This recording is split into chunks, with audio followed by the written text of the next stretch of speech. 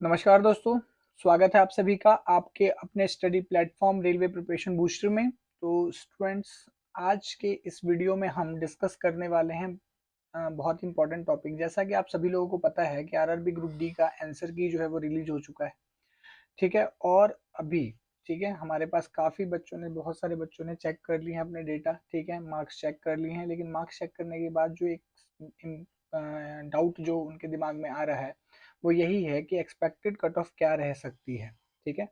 क्या expected cut off रहेगी और कितने मार्क्स पे उनको अगले जो राउंड है पीईटी का, यानी फिजिकल एलिजिबिलिटी टेस्ट है, उसके लिए बुला लिया जाएगा, ठीक है। अभी फाइनल सिलेक्शन तो उसके बाद की बात है, बट सबसे मेन इंपॉर्टेंट है कि पीईटी के लिए फिजिकल एफिशिएंसी जो टेस्ट होने वाला है उसके लिए कितने मार्क्स पे क्वालिफाई होगा, ठीक है।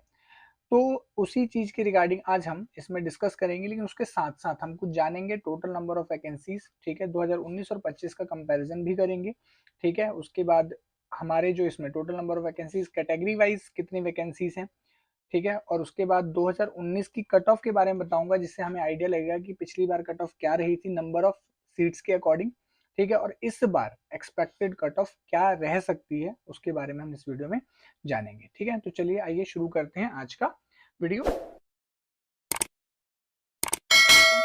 तो जैसा कि आपका आंसर की के बारे में बताया कि आंसर की जो है वो आउट हो चुका है, 17/2/2026 को आंसर की आउट हो गई थी। इसकी एग्जाम डेट जो थी वो 27/11/2025 से लेके 10 फरवरी 2026 तक थी। लगभग 2 महीने, ये लगभग कंप्लीट एग्जाम, 2 से ढाई महीने कंप्लीट एग्जाम चला है ये, ठीक है।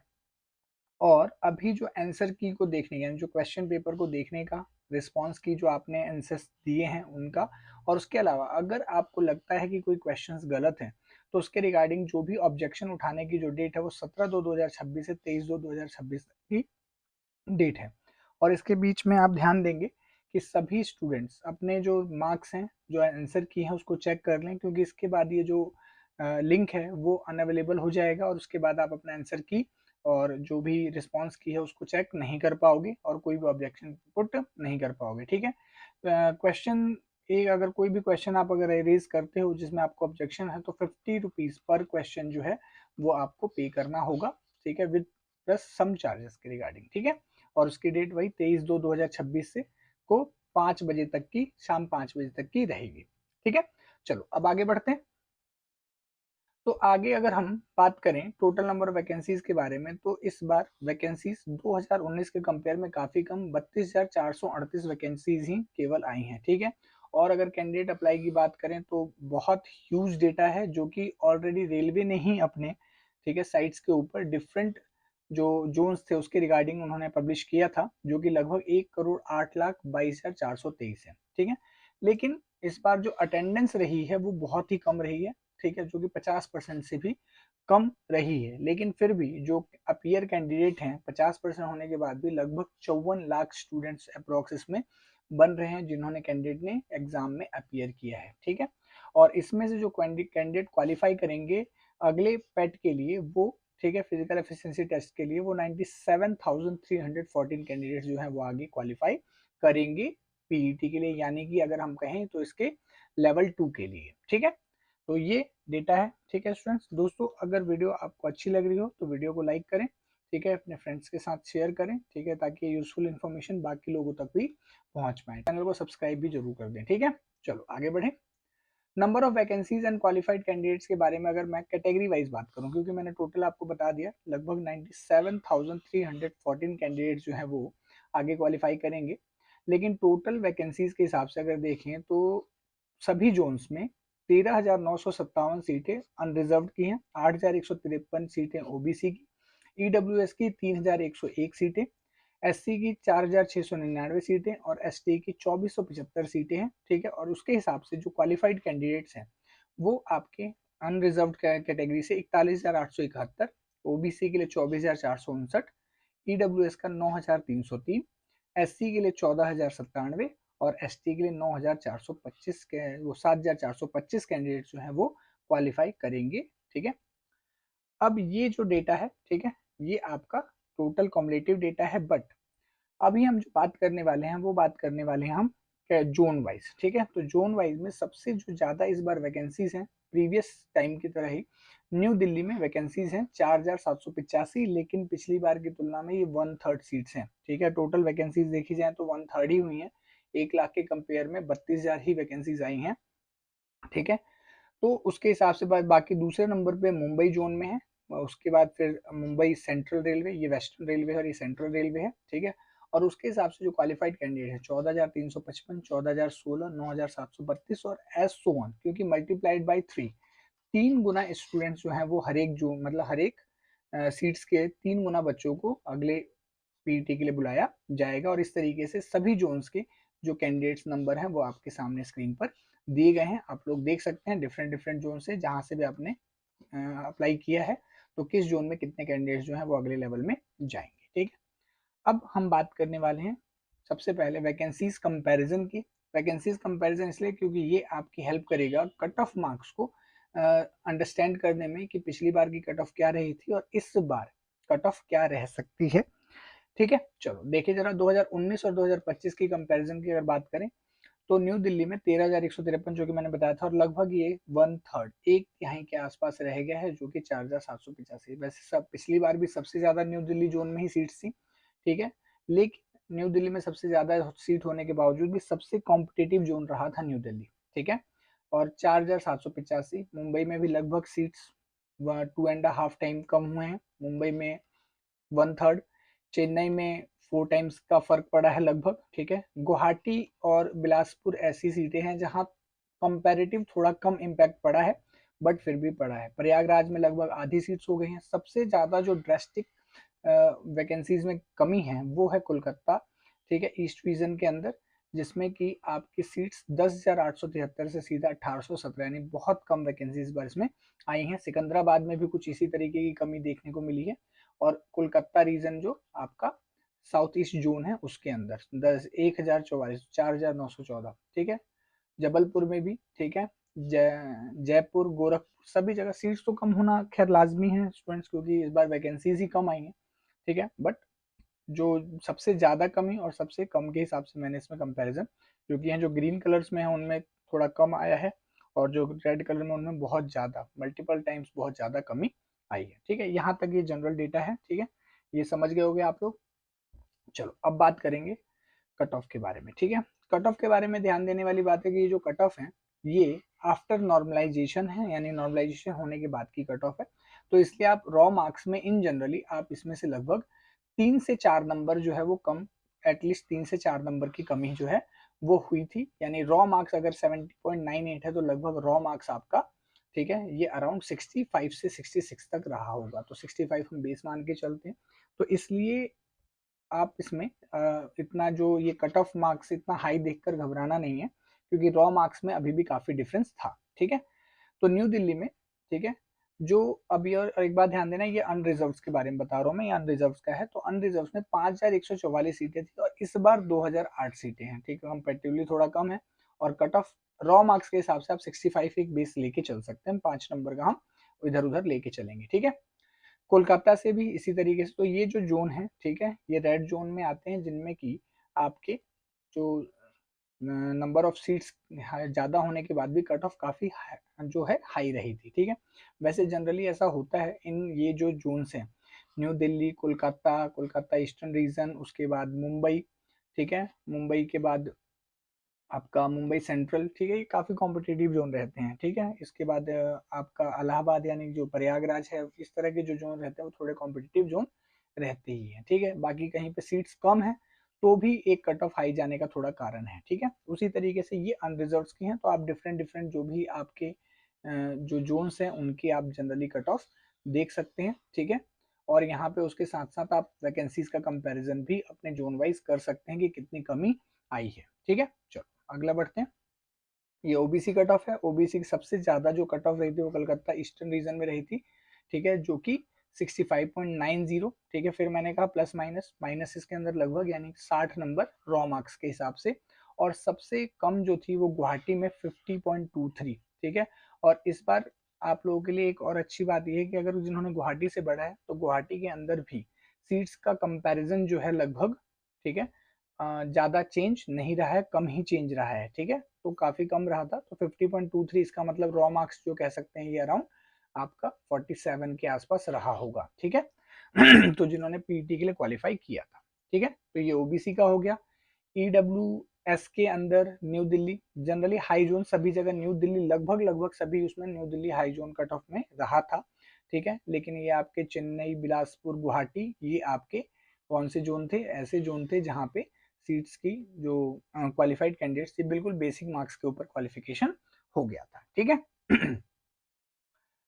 एससी की बात करें तो न्यू दिल्ली, कोलकाता एंड सिकंदराबाद सबसे हाई कट ऑफ के जोन में रहे थे, जबकि गुवाहाटी, ठीक है, और उसके बाद मुंबई नंबर ऑफ सीट्स के बेसिस पे भी है, मुंबई और बिलासपुर जो है वो सबसे कम जो थे उसमें जोन के हिसाब से जिनमें कम कट ऑफ गई थी, ठीक है।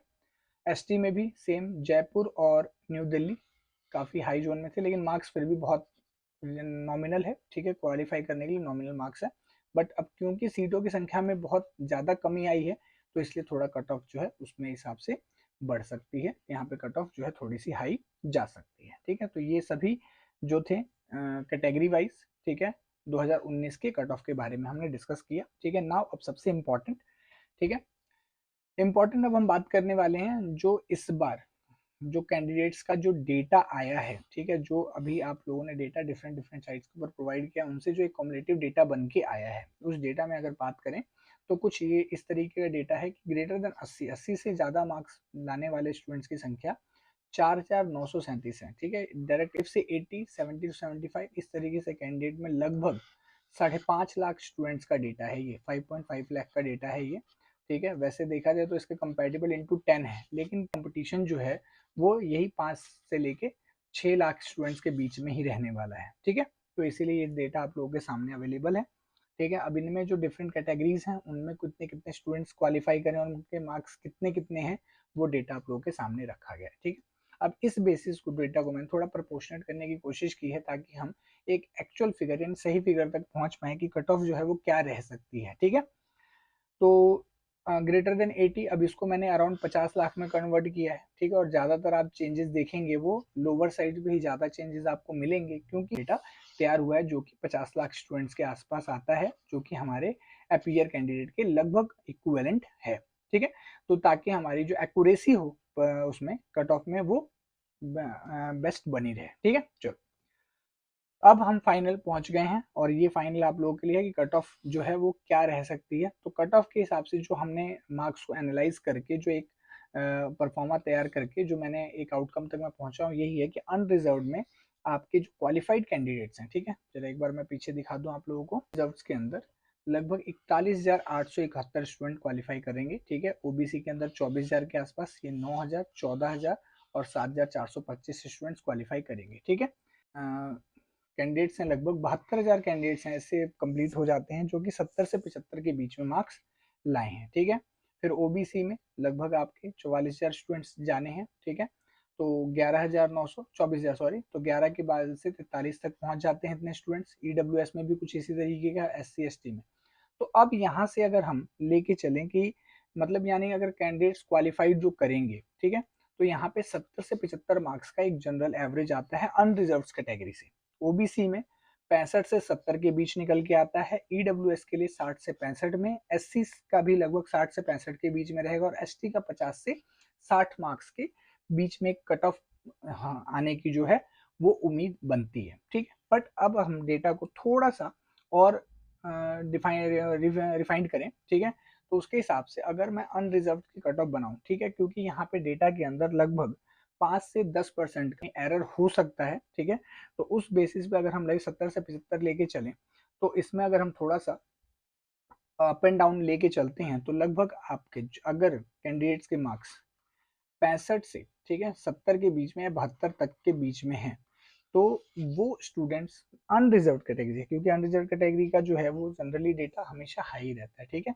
क्योंकि सब क्या है, इस कैटेगरी में आने वाले स्टूडेंट्स जो होते हैं, ठीक है, इसमें किसी भी तरीके का कोई आरक्षण नहीं है उनके लिए, ठीक है, जिसकी वजह से उनका कट ऑफ जो है जनरली हाई रहेगा। तो जो अनरिजर्व कैंडिडेट्स हैं 65 से 72 के बीच में अगर मार्क्स बन रहे हैं, और वैसे भी ये जोन वाइज भी डेटा थोड़ा वेरी करेगा, तो इसलिए हम थोड़ा एक कैटेगरी लेके चल रहे हैं 65 से 72 के बीच के मार्क्स में, ठीक है। ओबीसी का जो रहेगा वो आपका रहेगा लगभग, अगर मार्क्स जो है वो हम कह सकते हैं कि 58 से लेके, और अगर 65 तक के बीच में है तो वो यहाँ पे क्वालिफाई कर जाएंगे। ठीक है, ईडब्ल्यूएस का थोड़ा और नॉमिनल हो जाएगा। ठीक है, और 55 से 62 तक का हम एक रेंज लेके चलते हैं। ठीक है, एससी का भी लगभग, एससी और ईडब्ल्यूएस का लगभग अभी सेम रहता है। ठीक है, तो 53 से 60 के बीच में। और एसटी इन जनरल हम कह सकते हैं कि 48 से लेकर अगर 55 तक के मार्क्स हैं, ठीक है, तो ये जो कैटेगरीज है डिफरेंट कैटेगरीज से क्वालिफाई कर जाएंगे। ठीक है, और अभी के टाइम में अगर देखते हुए जो नंबर ऑफ वैकेंसीज हैं जो कि मात्र लगभग 32,000 प्लस ही हैं, उसके हिसाब से ये नॉमिनल डेटा कहा जाएगा कि एक गुड स्कोर होगा आपका।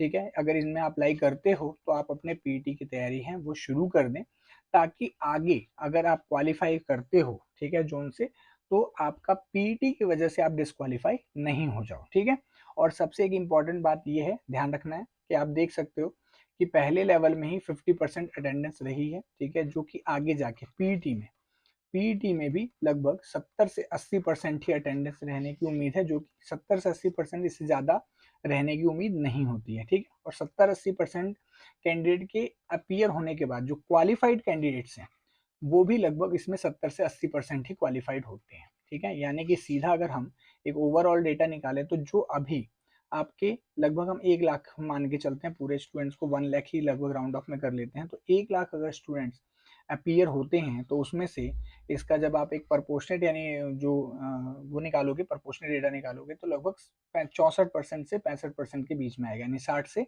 70% के बीच में आएगा। ठीक है, यानी कि आगे 60,000 स्टूडेंट्स ही पीईटी से आगे क्वालिफाई करके आपके डॉक्यूमेंट वेरिफिकेशन तक पहुंचेंगे, यानी फिजिकल टेस्ट और डॉक्यूमेंट वेरिफिकेशन तक। और उसमें भी फिर वहां पे भी लगभग, ठीक है, 70 से 80% स्टूडेंट्स ही आगे पीईटी वगैरह क्वालिफाई कर पाते हैं, डॉक्यूमेंट पूरे कंप्लीट कर पाते हैं, डॉक्यूमेंट वेरिफिकेशन। तो यहाँ पे आपका डेटा और कंसाइज होके 48,000 तक हो जाएगा। तो मोस्ट प्रोबेबल है कि अगर आप फर्स्ट राउंड आपने क्लियर कर लिया है, ठीक है, और उसके बाद आप पीईटी चले जाते हो और पीईटी अगर क्वालिफाई हो जाता है तो मोस्ट प्रोबेबल चांस रहेगा कि आपका डॉक्यूमेंट वेरिफिकेशन में भी अगर आपका नंबर आ जाता है तो उस कंडीशन में, क्योंकि डॉक्यूमेंट वेरिफिकेशन 1.05 टाइम्स ही कैंडिडेट्स को बुलाया जाएगा। ठीक है, और उसके अलावा इसके अंदर वेटिंग लिस्ट भी है कि जब तक ये सारे सीट्स फिल नहीं हो जाते तब तक प्रोसीजर चलता रहेगा।